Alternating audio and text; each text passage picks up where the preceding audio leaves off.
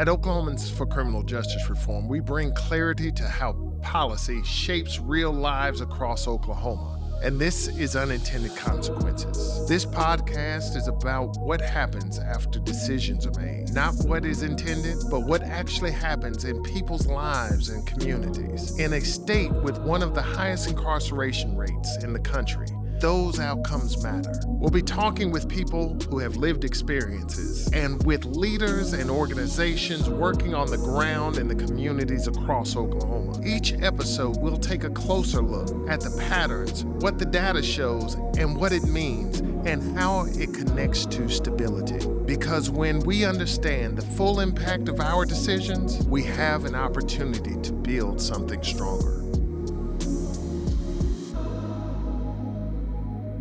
Hi, my name's Mike Shelton, and this is Unintended Consequences, a podcast hosted by Oklahomans for Criminal Justice Reform that focuses on reducing harm and strengthening communities in Oklahoma. Unintended Consequences is where we examine how policy decisions play out in real life. Today, we have a great host, which is me, but we have a great guest. We have a great guest with us, which is a longtime friend, a trailblazer, a patriot of Oklahoma. His name is Kris Steele. And it's just just absolutely great to have you on the show, and we appreciate you so much. I've known you a long time, and I know for a fact that this is where your passion lies. Sir. And so if you're able to find your passion in life, you're doing a good thing. And I know for a fact that you're sitting in your passion. But everybody doesn't know who Kris Steele is. Sure. Everybody doesn't know the privilege I've had of knowing you for years and watching you grow. So why don't you share with us who Kris Steele is? Sure. First of all, Mike, let me just say thank you for the opportunity to be here. More than that, thank you for your leadership within our state and your friendship. I consider you to be one of my closest friends, and it's an honor to get to know you and work with you and learn from you and make this journey together. So I just wanted to say, first of all, thank you.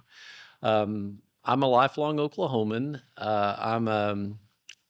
I'm a husband, I'm a father, I'm a soon-to-be grandfather. We haven't shared that news really publicly yet, but our oldest daughter and son-in-law are expecting our first grandchild. And more than that, I'm just a guy who really wants Oklahoma to move forward in a positive direction and reach our collective potential.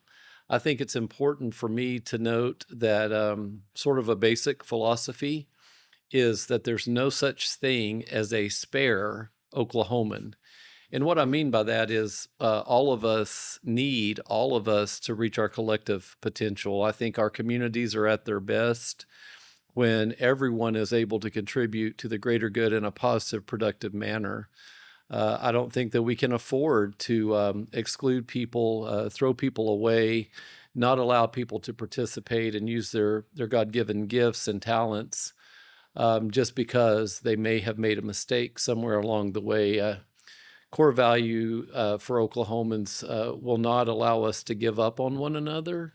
And I think that that's really important. I believe in public service. I believe in working collectively to try to solve problems and improve the quality of life for everyone. Well, let me just say this. Those things I know about, but let's talk a little bit about your history, because again, people don't know that you grew up in Shawnee, Oklahoma. Born in Ardmore. Oh, actually. were you? I did not know that. Yeah, okay. So Ardmore is my birthplace. Lived there for 13 years. My family moved from Ardmore to Broken Bow, which is just about as far southeast as you can go and still be in the state of Oklahoma. That's where I graduated high school and then moved to Shawnee to attend Oklahoma Baptist University. So I have a bachelor's degree in political science and religion from OBU and also a master's degree in education from East Central University in Ada. But at some point, you decide to take a calling into the ministry. Mm-hmm. At some point, you decide to take a calling into the House of Representatives and was elected for 12 years and became Speaker of the House Talk about Yeah. that a little bit. Yeah. So had some great opportunities work wise throughout my life, and served in the ministry on staff at within the church, a local church, in various capacities, everything from youth director to college minister, associate pastor, and ultimately senior pastor. Combination of those positions for 19 years. I served in ministry through the local church. Ran for office in 2000. Was fortunate enough to get elected and serve for 12 years. 12 long years. I think a year in the legislature is like dog years. You know, take like Absolutely. seven off your life or something. Absolutely. But great opportunities there. I got to serve with incredible people just like you, and some really neat opportunities. I got to serve as Speaker Pro Tem for a couple of years, and then finish out the term as Speaker of the House. You've had a front row seat into Oklahoma's justice system for years. There's not many people that have been more outspoken than you on this journey of modernizing our justice system. When you step back, how did we get here? Yeah, it's a great question, and I think my moment of truth, and I think we all sort of arrive at maybe the same conclusions in different ways and at different times, but my moment of truth came probably in or around 2008, when in Oklahoma spending for corrections.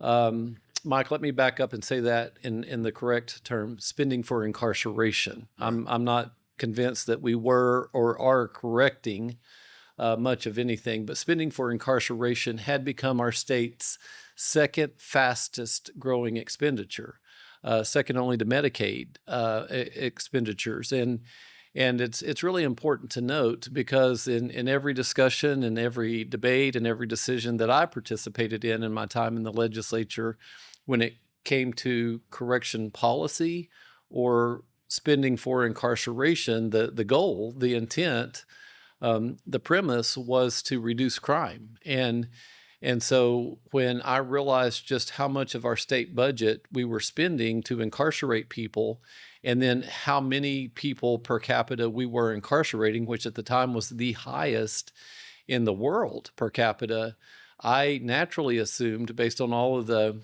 communication I'd had to that point, that we must have the best public safety rating, the lowest crime rates of any state in the nation. And what was surprising to me when I was doing my homework and trying to make sense of things is that even at a time when we were incarcerating more people per capita and spending more money than we should on incarceration, our crime rates were not better than those of other states. In fact, at that point in time in 2008, I believe there were 38 states that had a lower crime rate than Oklahoma, and it caused me to wonder, like, maybe we're not getting the return on investment that we think we are, or that we say we are, and it caused a deeper dive, and then that, of course, led to all kinds of revelations for me to know that oftentimes when we incarcerate a person and fail to meet core issues like addiction or mental health challenges or unresolved trauma, that placing a person in a hostile environment without addressing those core issues can actually make a person more likely to engage in additional criminogenic behavior after they're released. And so I just kind of came to the conclusion that mass incarceration in and of itself is not the solution. So, what were the key decisions or patterns over time that led to Oklahoma to having one of the highest incarceration rates? Yeah, I think there's a lot of things that go into that, but I think the common thread is just a collective political mentality to be tough on crime. I think that the narrative among most politicians, most elected officials for the better part of 40 or 50 years was, if we could just incarcerate more people for longer periods of time, we would have safer communities and safer neighborhoods. And I think a lot of people bought into that. That was a kind of an easy way, without really thinking through all of the dynamics an easy solution for, or at least an easy perceived solution for elected officials to kind of tout and score some pretty significant political points. And it makes sense because if you think about it, it's generally people who are defenseless and actually lose their right to vote who are affected by those decisions, by decisions that would lead and policies that would lead to mass incarceration. And I just think that we kind of got carried away with this tough on crime, this mentality that was focused more on punishment and retribution than on reconciliation, redemption, and restoration. I think you need to give our viewers some idea of stats, startling stats that where Oklahoma stands or where Oklahoma has been compared to where they are now. But what you and I know is that we are falling back into a pattern of moving back to number one or the worst incarceration state in the United States. Would you share some? I will. And Mike, let me just preface some of these statistics with, again, the appreciation for this space. I know for a fact that you are a truth teller. You're not afraid of the truth, and you're a person that would and has said to me in times past, and unless we're willing to be honest and address the problem head on and talk about the realities, we're not likely to change what needs to be changed. And I appreciate the space to have an honest conversation. And I would just start with, for over 30 years, Oklahoma held the designation of having the highest incarceration rate for women per capita of any place on the planet. And again, I would just tell you, as a lifelong Oklahoman whose great-grandmother is from our state and grandmother is from Oklahoma, my mom is from Oklahoma, my sister, my wife, and my two daughters, there is no way that you can convince me that the people who live in our state are somehow more criminogenic than the people who live in any other state. It's just not the case. I mean, the people who live here are pretty earnest. They're dedicated. They're the kind of people, when a need arises, they will give you the shirt off their back. There may be some underlying issues that we're not dealing with, but they're not bad people. Right. We're not bad people. But the highest female incarceration rate for over 30 years, for over 3 decades. And there's just no excuse for that. I would also tell you that for a number of years, we also had the highest male incarceration rate per capita of any state in the nation. In my latest research, our statistics would indicate that even today, we still have the highest incarceration rate per capita of African Americans within our state than any other state in the United States of America, and this is unacceptable. And I'm going to just ask you to stop there because it's such an important stat. Is that Oklahoma Black population is only 7% Sure. of the entire state population, but is what percent of in our prisons? The last statistics would indicate that the African American population within our penal system hovers around 26%, 26 to 28%, depending kind of on the month or the time of year. So if you're a person of color, that would indicate that you're 4 to 5 times as likely to be incarcerated in Oklahoma than a person who is white. And that's unsettling. I would just point out that we are identified as being in the Bible Belt, maybe even the buckle of the Bible Belt, and faith is very important to our identity collectively in Oklahoma, and yet when it comes to matters of faith, sometimes it's pretty hard to find elements of grace or forgiveness, restoration, reconciliation, redemption within our policy-making decision when it comes to individuals who need help or may have stumbled. Racial disparities are a thing that should never be in a state like ours, and yet here we are having the highest rate of incarceration among people of color. It's just unacceptable. Well, and let me just take this conversation a little bit deeper. Uh, there is a great number of African Americans, but a lot of people in rural Oklahoma say, "Oh, that's an urban problem that you have." Can you talk about it all, uh, and talk to the people in in rural Oklahoma, making sure that they understand this is not an urban issue. This is a state of Yeah, Oklahoma issue. yeah. It's even impacting smaller communities worse than our bigger metropolitan areas. Uh, Can you talk about that? Yeah, no doubt about it. When it comes to our incarceration rates, our prison population, it is absolutely an Oklahoma issue. When we talk about real issues within our current system, issues of systemic racism or gender bias, those things are real throughout our state. And as a matter of fact, statistically, we are seeing some of the harshest sentences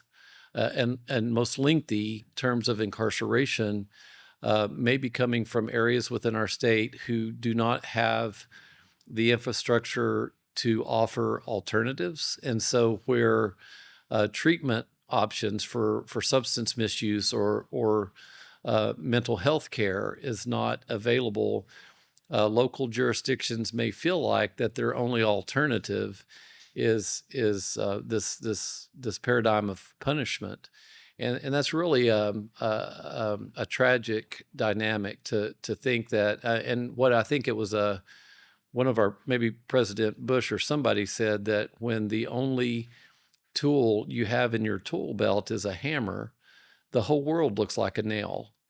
And I think it's really, really, really important that we understand what is driving the disparities that we see within the demographics within our correctional system, and that we take action and be intentional about reducing and pray to God, eliminating the disparities.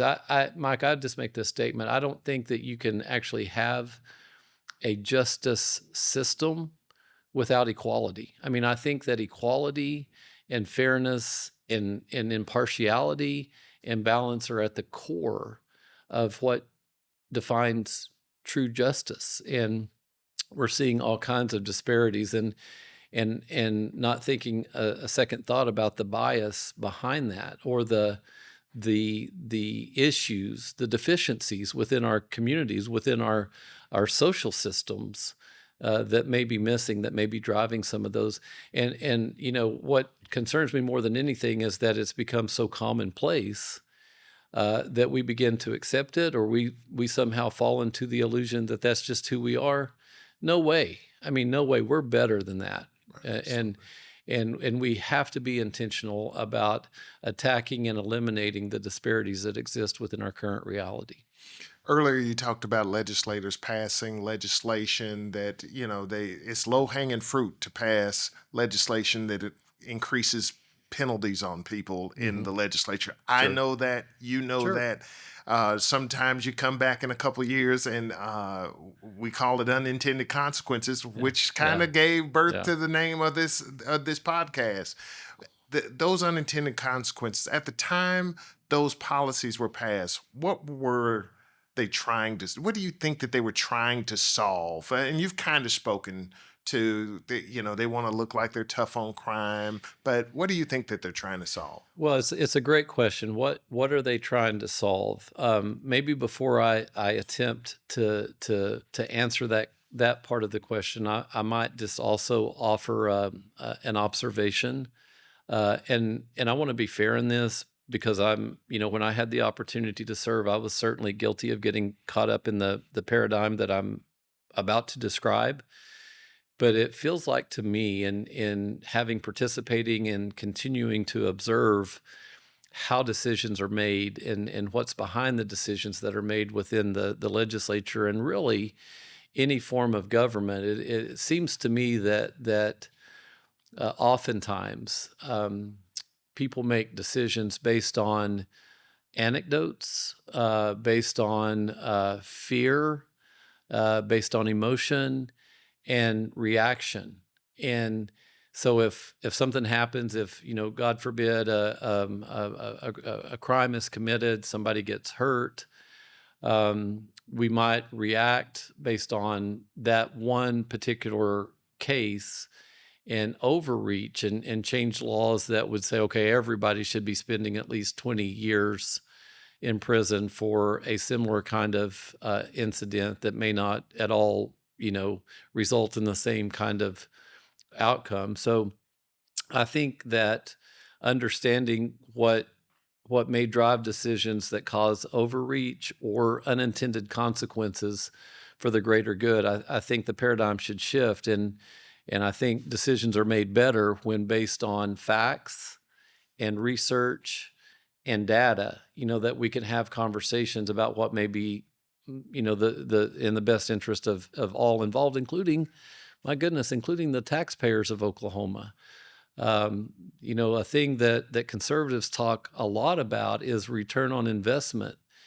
And here we are spending all of this money, all of these resources to punish and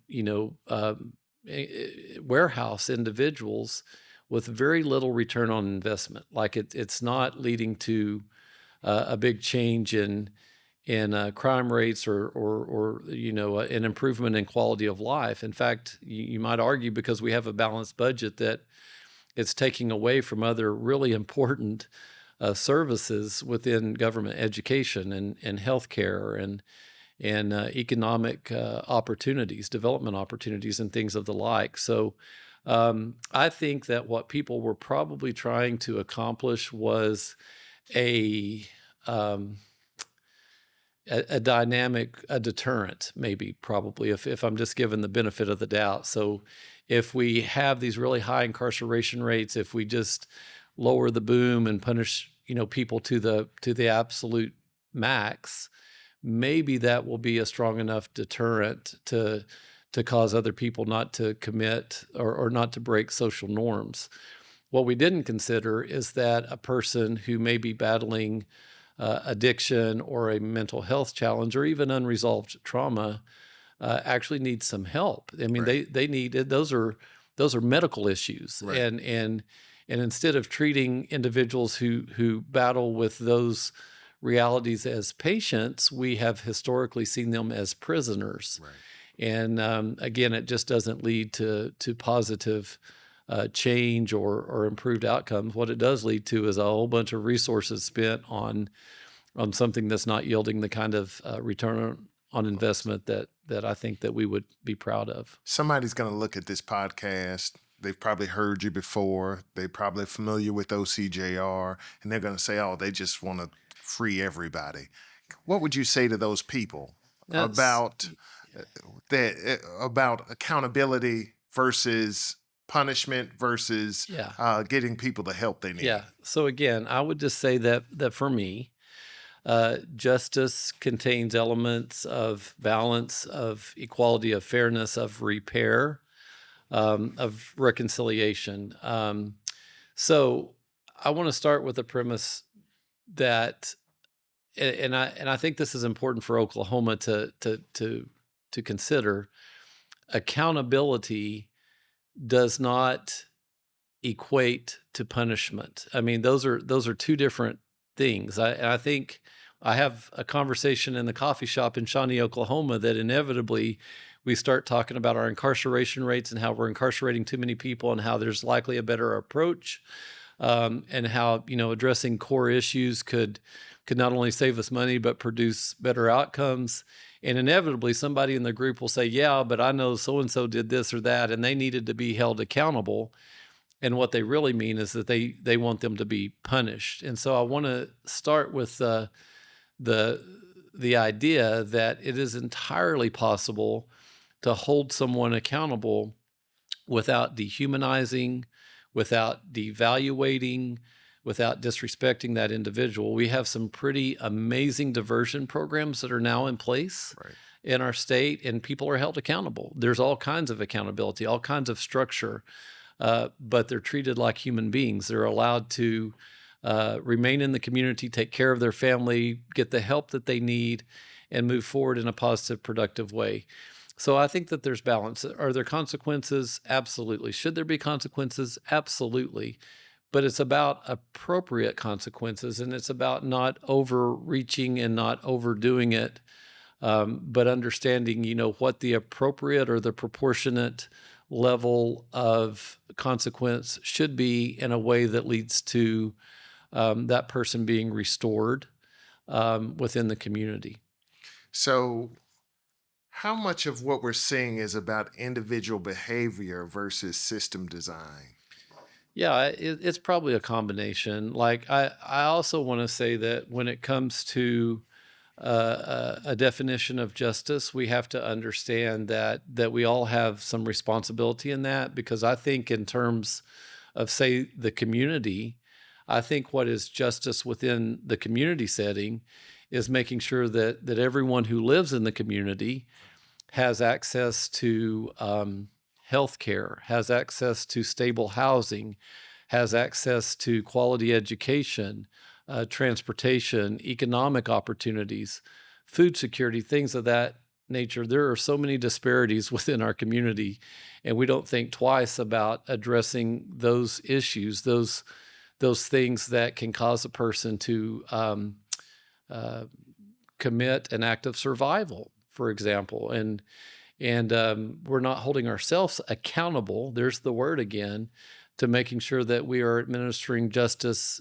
throughout our state for everyone who lives in our state. And again, Mike, I just want to go back and say that as Oklahomans, our values are really, really important to us. And if we say collectively that we are pro-life and that we believe in the sanctity of life, we need to be intentional about making sure that every life in Oklahoma is cared for in a way that leads to the best possible result for everyone who lives within our state. So, where do you see the system working as intended, and where is it creating more instability? Yeah, so I think that there are pockets in Oklahoma where our quote unquote legal system or justice system is demonstrating positive outcomes. And you would see that primarily in our diversion programs. Women in Recovery, for example, in Tulsa, I think is probably the flagship in what a responsible approach to individuals who have experienced trauma or battle addiction or experience mental health issues, how an individual can both be held accountable, receive the help that they need, utilize their gifts in a way that is valuable and productive within the community, maintain connection within their family. I mean, it's just a beautiful model. The same in Oklahoma County. Remerge is a diversion program that is just incredible. We have mental health court now that we're seeing great results from, and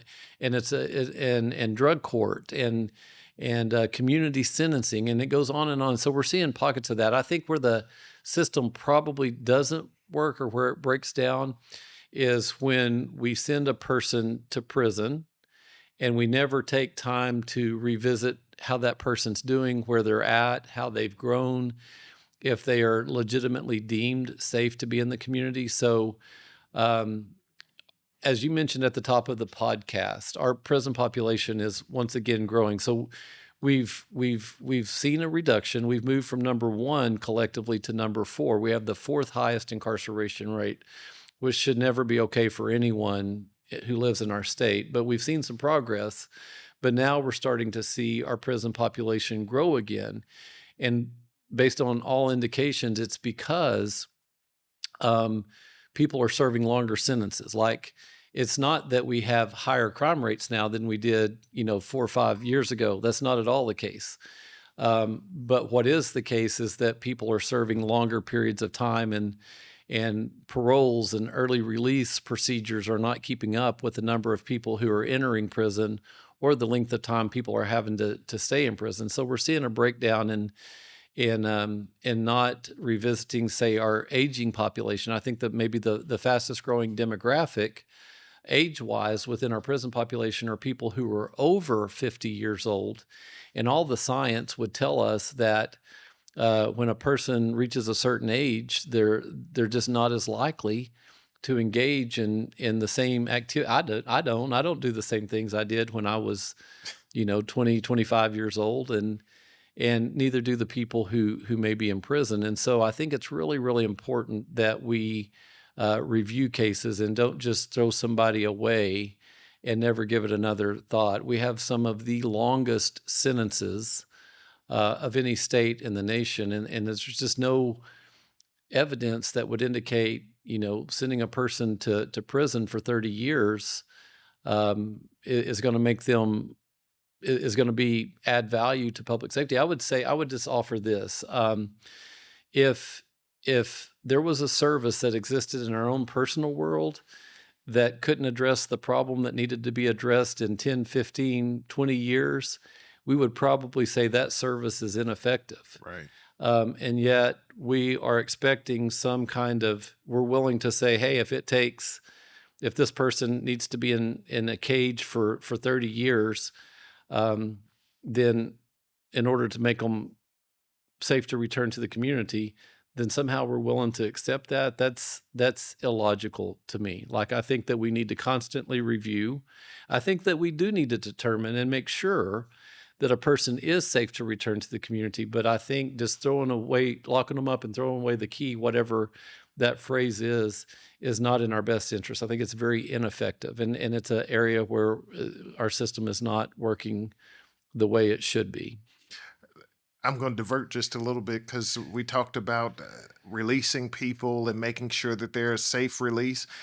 There are assessment tools Sure. that are used to see if people are okay to go back into society. Yep. And will abide by will be a good fit for the parole Yep. responsibilities. Can you just kind of talk about that? Sure. I hate to divert off of No, where it's you're going it's because you're it's going pretty strong, but I think it's important no, it's for people to know it. it's really, really important. So the tool that's probably most commonly used in Oklahoma to determine if a person is safe or ready to reenter the community, or really just in general to measure a person's criminogenic risk factors of breaking social norms or committing crimes, would be called the LSIR. That the acronym stands for Level of Service Inventory Revised Assessment. It's a scientific validated tool that can go through any number of dynamics, any number of issues, a person's complete history, the stability or the lack thereof in their life, and so on and so forth, to determine.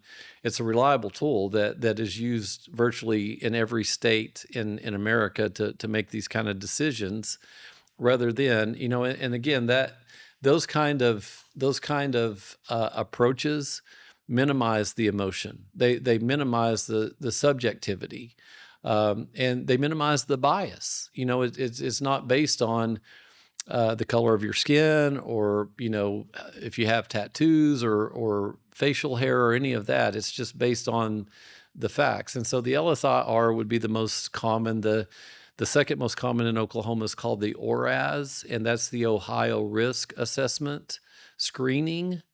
That's recently been developed to help measure a person's criminogenic risk and help decision makers, say the Pardon and Parole Board, judges and attorneys and others make the best, most informed decision. And they're using research to figure out what. Oh, yes, sir. Yes, sir. These tools have been vetted and built, in the course of 30 years. I mean, it's taken so much time, and they're updated, and they're constantly being graded to make sure that if there is implicit bias in the questioning or in the assessment itself, that they're being improved and measured and evaluated consistently. So these are tools that are based on research. Now, somebody's going to look at this and they're going to hear a lot of gloom and doom, but there's a lot that has changed. There's Oh, a sure. lot that needs to happen, but there's a lot that has changed. Sure. Can you just identify how did Oklahoma move from first in the country, being the worst, to 4th, Sure. which is monumental. Which It is. the It is. change is monumental, but there's work Yeah. to go. Yeah, and let me also just offer the perspective that, to your point earlier, Oklahoma did not become the top incarcerator in the country overnight, and it's not going to. There's no way to reverse these trends overnight either. It takes time, right? Right. And so I think some positive things that have happened. There's been some collective grassroots efforts that have led to some pretty significant changes. I think the change in taking us from number one in the world for incarceration probably started around State Question 780 and 781, which simply sought to reclassify simple drug possession, people who are just using drugs to self-medicate.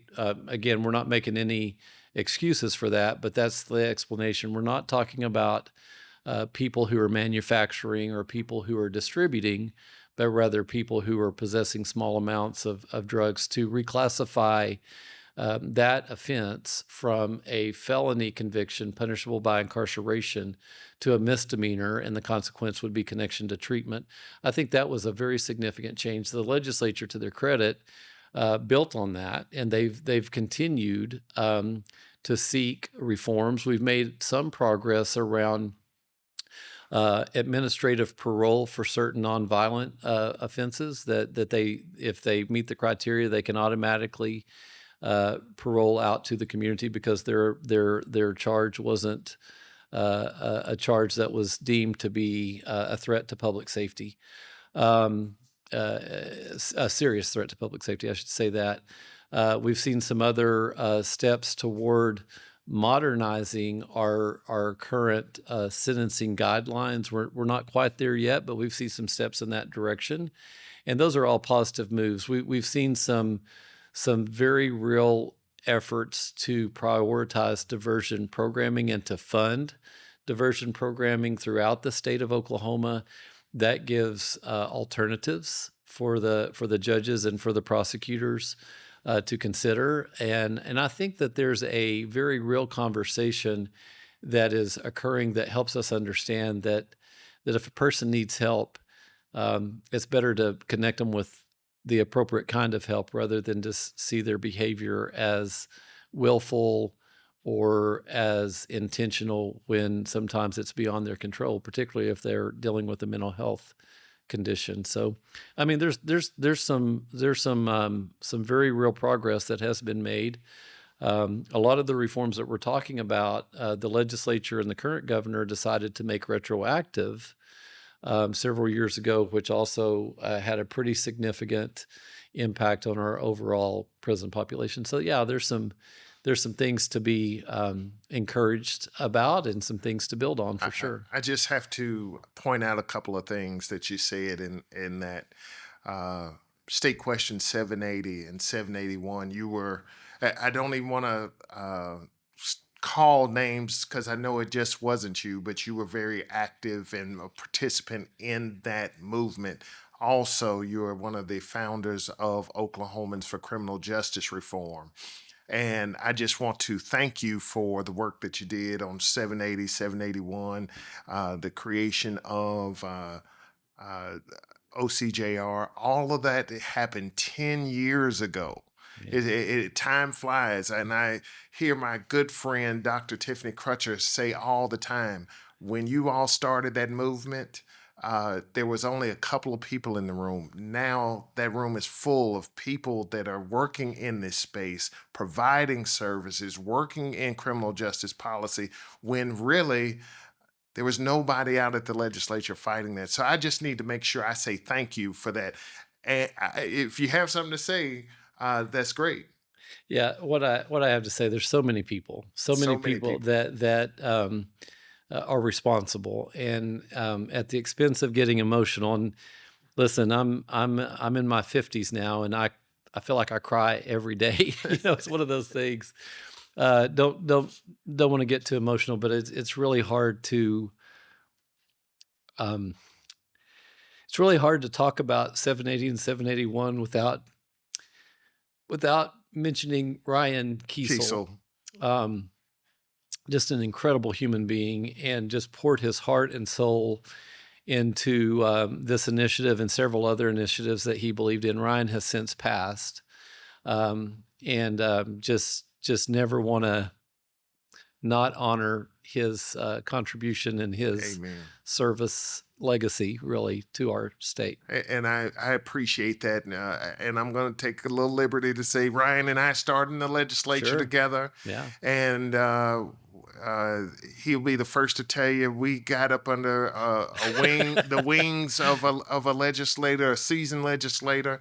And I can tell you that Ryan and I had very similar views, and I did not expect that, really, because he was coming from rural Oklahoma. Sure.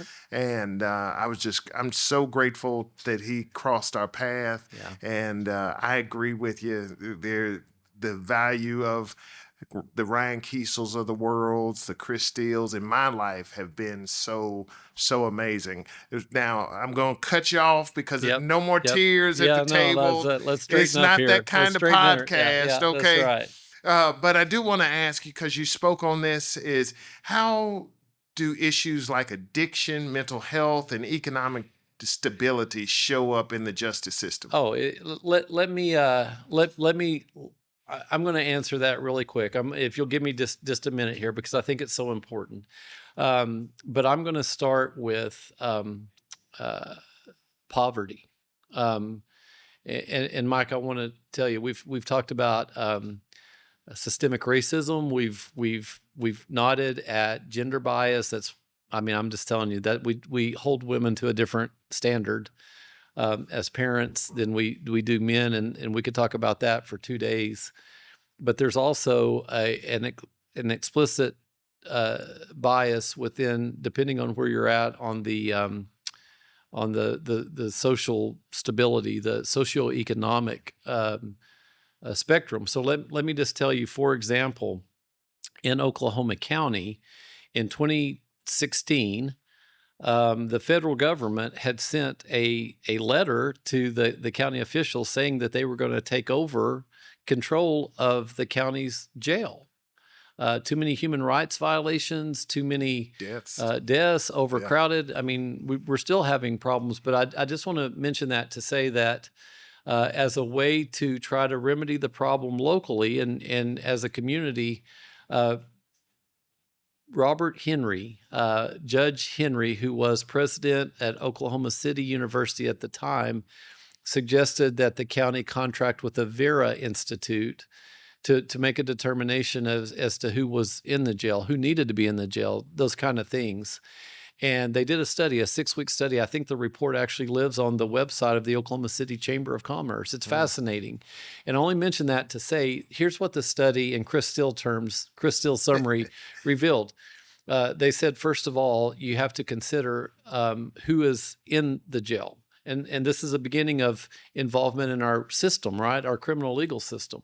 And what they discovered that in Oklahoma County, something like 84% of everyone at that point in time who was residing in the jail had not been convicted of anything. They had been arrested. They may have been charged, but they had not been found guilty.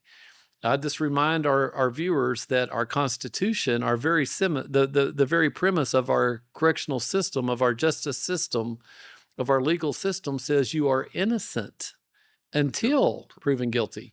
But what they found is the people, the 84% or so who were in the jail who had not been found guilty were there because they could not afford to pay for their bond. And I think 66% of the 84% were being held on misdemeanors. It's like traffic tickets, like vehicle traffic violations and failure to pay fees and fines, and not even new offenses, but these technical violations at that moment in time. And so they did a deeper dive, and they said, here's what happens to a person when they have to remain detained in the county jail.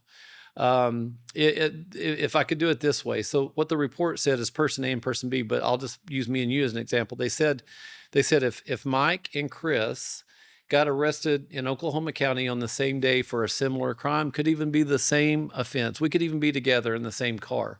We're both processed into the facility. Mike can afford to pay your bond. You've got enough money in your account, but I can't.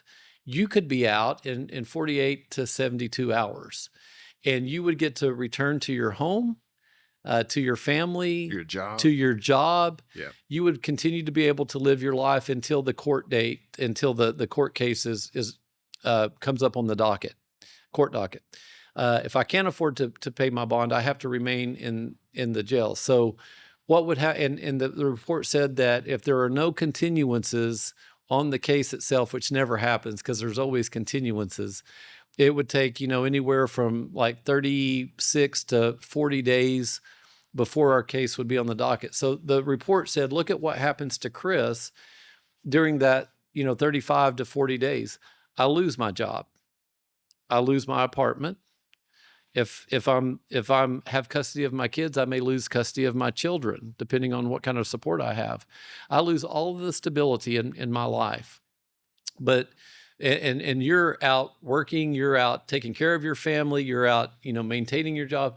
And then they said that when the court case itself it comes to before the judge, you're going to come to the hearing dressed just like you're dressed today with your private attorney, ready to go. And I'm going to come to my case in an orange jumpsuit that has the word inmate stamped on my chest in handcuffs, with my public defender, and God bless public defenders, but with a public defender who has a caseload that is beyond what they can properly manage, and it's not their fault. They do that. They're angels. I mean, they're superheroes, but the representation is not the same, generally speaking. And so what the report said, it inevitably at some point in that hearing, the judge is going to ask your attorney, what has Mike been doing since this incident occurred? And your attorney is going to say, I'm glad you asked, because he's been home taking care of his family. He's been showing up to work every day. He is going to church every Sunday. He's volunteering at the soup kitchen at the Salvation Army and all these wonderful things. He has proven that he has learned from this mistake and he is a contributing member of our community. They're going to ask the same question to my public defender as I stand there looking the part. We talked about those biases earlier in the podcast. And my public defender is going to say, Kris has been sitting in jail, Your Honor.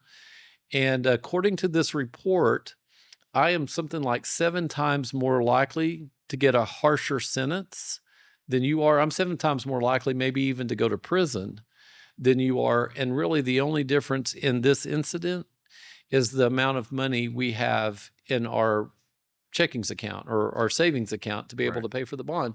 And so I only mention that to say that's just one example of how the socioeconomic disparities can affect a person's involvement. If I'm treated differently, if I'm more likely to get a harsher sentence, if I'm more likely to go to prison because I'm poor, Mike, that's not right. I mean, that's not justice in that sense. And so I think it's really important as we begin to grapple what we can do to improve community safety and to reduce crime. I think it's really important that we understand that we all have an obligation to make sure that people who live in Oklahoma have the social structure necessary to flourish and the same kind of opportunities as best we can so that we can collectively reach our potential. So when I ask you this question, I'm not trying to get you in trouble. We're not trying to create enemies or anything. Yeah, for sure. And this is going to kind of come out the left field, but okay. Is there a link in being 50th in education and our incarceration rate? No question about it. So thank you for this question. I didn't know you were going to ask this, but let me just tell you, let me go back and make 2 really important points.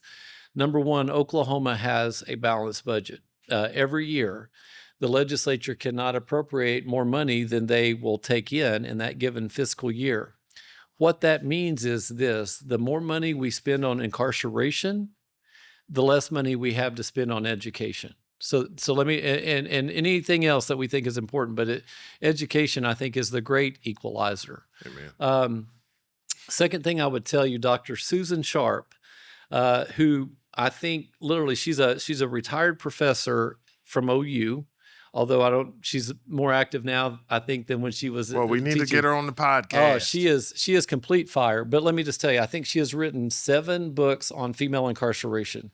I think that she is the most published researcher on female incarceration in the United States. Dr. Susan Sharp, I just want to tell you this to answer your question. Her capstone research project that lasted for nearly 30 years was that she followed something like 650 women who were incarcerated, and she followed them over the course of 3 decades after they transitioned into the community. She was looking for anything in this research project that would give some indication to the state of Oklahoma on what could happen to reduce recidivism, to break the cycle of incarceration. And in Dr. Susan Sharp's capstone research project, what she discovered is that the women, the 650 women or whatever the number was, that she followed, for the women who had completed 6 hours of college credit while incarcerated, they had a 0 recidivism rate. A 0. No, I'm not talking about degrees. I'm just talking about 6 hours of college credit. They had a 0 recidivism rate.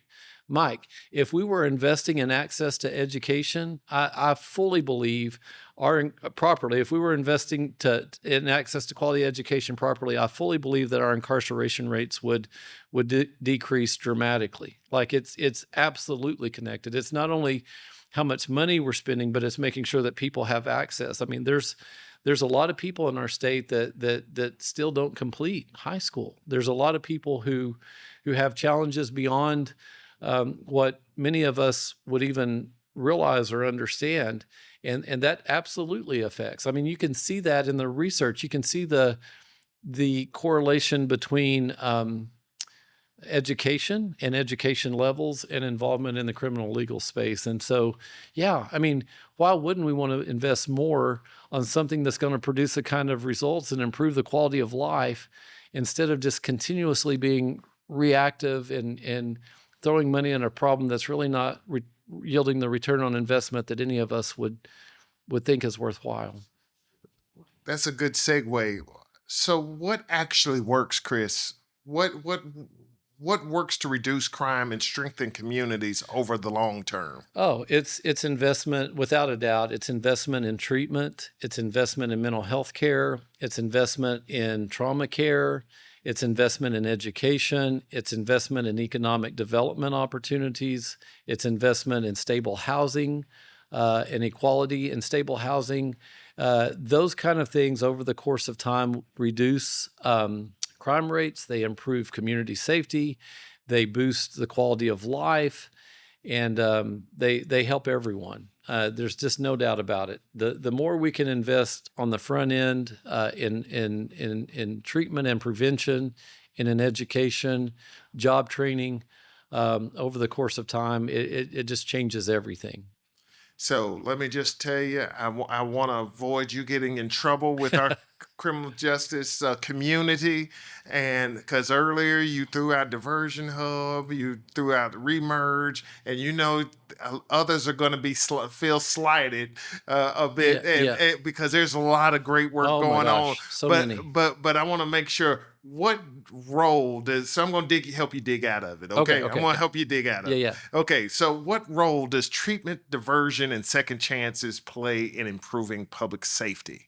It's directly connected. Like I would submit that it is the biggest piece of the puzzle, to safely reducing incarceration rates, to dramatically improving community safety, investment in treatment, in diversion programs, in education, is absolutely the answer. And let me also just say, there are so many bright spots within the diversion space right now.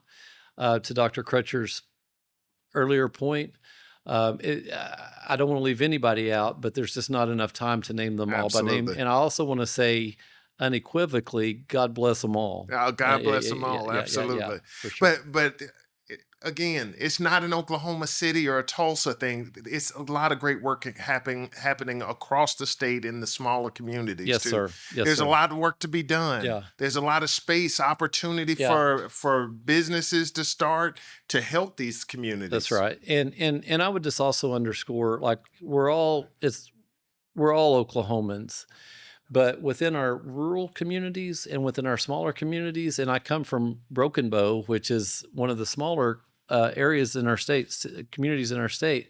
People know each other. People genuinely and authentically care about one another. I mean, I think the support, when the resources are there, the support within the smaller communities are second to none. I mean, it's just who we are. The relationships are deep. The understanding level of understanding is there. People want to make sure that the folk who live in their communities are taken care of. And so the more that we can invest in treatment, particularly and diversion programs, particularly in the rural areas, I think the better the results will be. I'm sure you didn't bring your wife's magic wand with you, because she's got the magic to make it happen.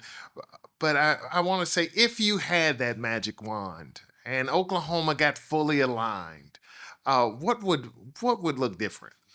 Well, so I think first and foremost, we would never lose the connection of community with the people who are incarcerated. Like, I'm on a mission to create proximity anywhere and everywhere I can. Mike, I will tell you that I'm fortunate enough. I may be the luckiest person in our state because I get to be inside our penal institutions on a very regular basis. And I can tell you without a doubt that some of the most resilient, resourceful, talented, determined, loyal, incredible people in our state reside inside a prison facility. And when we're able to see that individual, share a cup of coffee, and have a conversation, I think that we can begin to understand. But for the grace of God, it could be any of us. And so I would want to just make sure that we don't lose the connection of community for people who may be incarcerated. I would just want to make sure that we find a way to continue to support folks. Again, I understand that there are consequences, but and I think the numbers are something like 95% of everyone who is incarcerated is going to be released at some point in time. And I just think it leads to a better result when a person is connected. And on that note, I would also say that reentry doesn't start the day a person leaves the facility or even a week before a person leaves the facility. Reentry should start day one. And every day we ought to be thinking about how we can offer the proper support, programming, treatment, whatever's necessary to help an individual improve and overcome and grow. So that's one thing. The other thing I would say is just major, major, major investments in treatment infrastructure. We've said it before, in access to quality health care, mental health care, education. That's, if I had a magic wand, our appropriations would look very different than they look right now. We talk about unintended consequences. We've said it over and over. We talk about how it impacts community safety. My question to you is what I don't feel like we've said is, when someone finds themselves in the county jail, going through trial, being convicted, can you talk about the branches of the unintended consequences that are being touched because this person now is not at home? Yeah. Or can you talk about that? Yeah. So I had a conversation one time with a dear friend who we were talking about making sure that people who aren't a risk to the community do not have to remain detained or in prison. And my friend, very well intended, was saying, yeah, but what about the risk that they may commit another offense? Or what about the risk that they might not show up to their court date? Or what about the risk that they could do something even worse, and kind of focusing on maybe the worst case scenarios. And the conversation led to this. I said, let's talk about the risk. But I said the risk I want to talk about are the risks to the families, because statistically, if the parent loses custody because they're incarcerated, the likelihood of their child becoming involved in the foster care system is pretty high. The risk of their child becoming incarcerated at some point in time is pretty high. Let's talk about the risk of the instability to that family unit. Let's talk about the risk to their ability to provide for their families. And let's talk about the risk to their economic trajectory, because they've been out of work for such a long period of time. And then let's talk about the risk to our own economy when we're not using that talent in a positive sort of way. And so I think it's really important that when we talk about the risk and all the different things that could be happening when a person is over incarcerated or excessively punished instead of appropriately, and applying proportionate accountability in a way that protects humanity and self-worth and human value and all those things. I think the consequences could be generational. I mean, I think the ripple effect to that, it affects everybody in the community. It affects everybody in the neighborhood. It affects everybody at home. And ultimately, I think it affects every person in the state of Oklahoma. What are the most important changes Oklahoma can make? And what you said earlier specifically, you said specifically, we didn't get here overnight and it's not going to be repaired overnight. Yeah. But I am going to ask you, if you had that magic wand again, Yeah. if you had 2 or 3 things that you could say that be most pressing to get done to get to improve that incarceration list, to improve our rating of states and have Sure. lower incarceration, but accountability. Sure. What would those 2 or 3 things? Yeah, I think the most obvious legislative changes to our current system would include expanding parole and early release procedures. Like, for example, we must activate a process to evaluate individuals who are incarcerated who are over the age of 50. We need to look at their health condition. I mean, there's a lot of people in our prison system today who can't even walk. I mean, they're incapacitated, and we're paying a fortune in those medical costs in a way that's not leveraging federal matching dollars to cover those costs. And bottom line, if the person is not a risk to public safety, why are we still incarcerating? You know, this phrase that I've heard forever, that Oklahoma tends to incarcerate people we're mad at. I think it's true. Absolutely. I think it's true. So I would say expanding parole and early release. When I say early release, making sure through an assessment that the person is safe to return to the community. And it really wouldn't be early release when you consider just how long our prison sentences are. It wouldn't be early release compared to national averages or best practices, but include a reform within the aging parole process to allow individuals to be reviewed on a regular basis to determine if they're a threat to the community or not. Second, we've talked about it, would be significant investments in treatment, trauma care, mental health services. I would say a third obvious thing is to bring our sentencing guidelines in line with national averages. So there's some information, some research that would indicate that our current sentence ranges for even nonviolent offenses are somewhere in the neighborhood of 70 with a 70% longer than national averages, for nonviolent. 70. So we've got to get to a point where we modernize and bring our sentencing guidelines in line with best practices, evidence-based solutions, so on and so forth. And then I think the fourth thing that I would just highlight is investment in pretrial release services on the front end, so that people don't get stuck in a jail somewhere simply because they don't have enough money in their checkings account. I think if we can provide some equality and say, hey, we're going to let you out and we're going to help connect you with the services that you need to do better and to do well, I think that we would see a pretty significant change in our actual prison population. Those folks wouldn't be as likely to receive a prison sentence. So what do you think that are our biggest barriers to getting to that place today? Yeah. Mike, I want to say that human nature is human nature. Change is scary. Right.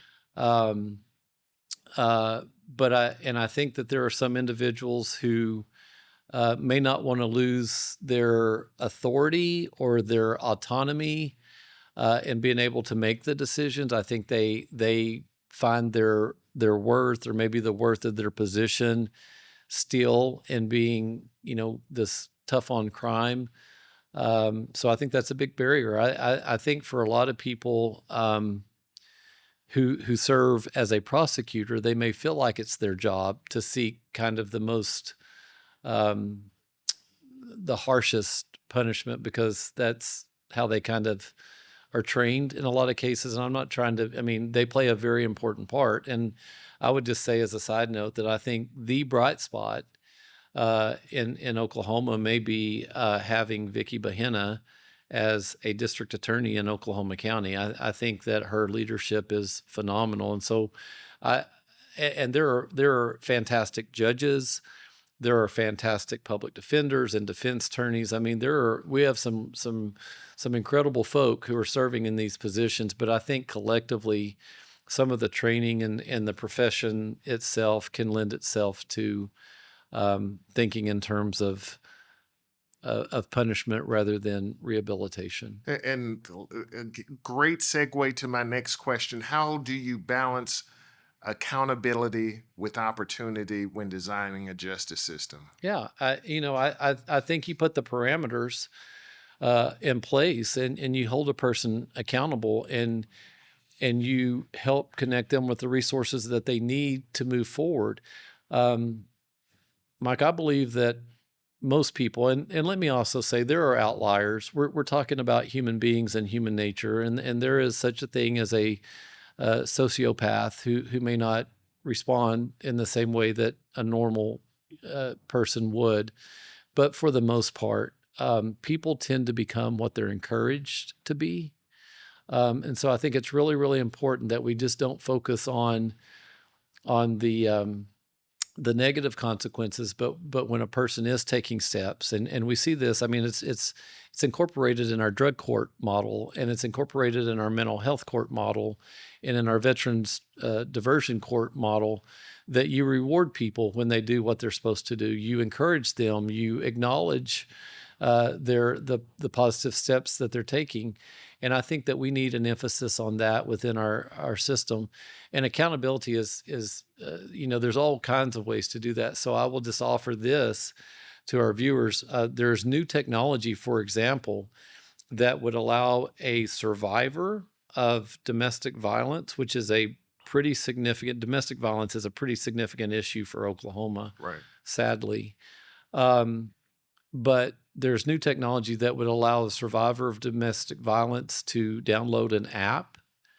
And if the perpetrator has a global positioning device like an ankle monitor, the survivor can be notified when that individual is, say, within a mile radius or a 2-mile radius or a 3-mile radius. The technology is called geofencing. And so that's accountability. If a person is, given the details, if a person is safe to be in a community, but they shouldn't be in a given area, you can put parameters around that to know if a person has violated that. You can create safety and accountability. I think if you know that a person needs treatment to deal with their core issue, or if you know a person needs to be compliant with their medication to deal with their mental health challenges, you can put accountability around that. If they take the steps that they need to take to improve, there's all kinds of ways to measure that. And so you could combine that accountability with opportunity. So the more a person progresses, maybe the more freedom they would be given, maybe the more opportunities they would have to demonstrate that they can do the right thing and they want to do the right thing. So earlier we talked about how you can't separate being 50th in education and having poor, high incarceration rates. You can't separate them. No way. And there's other pieces. How how important is voting to the incarceration rate? It's incredibly important. Like engagement is paramount. Like for people who would want change, the way that we bring about change is by being involved. You gotta show up. You've gotta vote for sure. You need to tell your friends. You need to make it known that you expect a different outcome, a higher standard than what we're currently receiving. And I believe, as you do, I believe in Oklahoma, and I've seen what we are capable of when we're at our best, and we need to hold our elected officials to that same standard, and we do that by being engaged in the Democrat process. Well, let me ask you a process. question. Why do you think that our justice system is often overlooked on the campaign trail? Yeah, it's an issue that can be uncomfortable. It can be a little scary. I think because of the way that the narrative has been framed around the issue over the course of time makes it a little bit hard for people to talk about when they're unsure of what to say or how to articulate it. I think a lot of people people who run for office may be a little bit fearful of being labeled as soft on crime or not somebody who wants to protect public safety or promote public safety, which is the whole reason for this conversation. What we're doing right now is not producing the kind of results we would expect. It's not. I mean, our crime rate is not being affected really per se in a positive way by the number of people we incarcerate. I think one could argue it's having the opposite effect. But until you are well versed, or until you have more familiarity or proximity to the issue, I think it can be challenging for people to talk about it on the doorstep. Soft on crime, smart on crime. Yeah. What's the difference? Yeah. So smart on crime means that we're making decisions based on evidence and research and data. I think it's entirely possible to marry the two thoughts here. And I think that for those who may need to be incarcerated, you can be just as tough, but twice as smart if you just apply the decision making to some of the assessments that we've already discussed, and some of the processes that would give the decision makers the most informed platform to make the best decision for our state. I think it's entirely possible to be smart on crime in Oklahoma and have much different and much better outcomes. So, for lawmakers, candidates that are running for office, and I'm speaking of all candidates, Sure. What advice would you, as a seasoned, I won't call you a seasoned politician. Yeah. Okay. Thank you. I won't insult you, but no, as a seasoned person that's known what it's like on the campaign trail, having served as Speaker of the House, what advice or what approach policy, how to approach policy decisions in this space? Yeah, I think my advice would be listen first and foremost. Take time to do your homework. Be willing to have conversations with individuals who have different perspectives. Mike, especially for this issue, but really I think just on every issue, it hurts my heart that the political environment right now is so polarized, um, and so hostile. Like, we're not even willing to have meaningful conversations with one another if it doesn't fit our preconceived notion of any given issue. So I think the best decisions, the the best representation includes real conversation. Like, we've got to be able to talk about this, and tell me how you feel.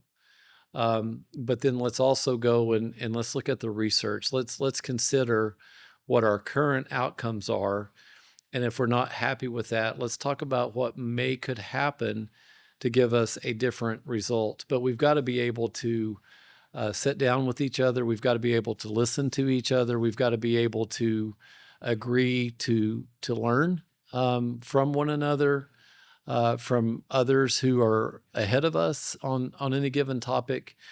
And when we can do that, like when we can work together and realize that we're better off, instead of just kind of focusing on the differences that we have, or assuming that you've got it all figured out, Right. it's just not the case. Like, we all need each other. I would go back to the statement. I mean, this is a statement that I believe in. All of us need all of us to reach our collective potential. Like, we've got to be able to work together and consider different points of view, Absolutely. different methods of doing things, especially when what we're currently doing is not yielding the kind of return on investment that we're seeking. Yeah, I tell people all the time. Of course, I'm sure you get the question too. Would you ever run to be back in the House of Representatives? I say absolutely not. Yeah.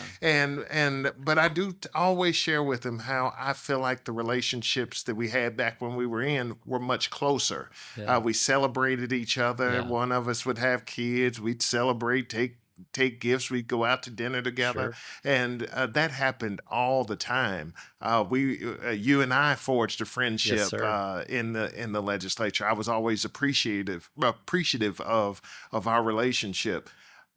It seems as though people have adopted "I disagree with you, so I hate you" mentality, Yeah. and that does need to change, and hopefully it does. When leaders get this right, when they get it right, what can it mean for our families, communities, and the future of Oklahoma? Yeah, when we enact the policies and address the issues that we know are not working, what that's going to mean is uh, it's going to mean an increase in the stability within the family unit. Right.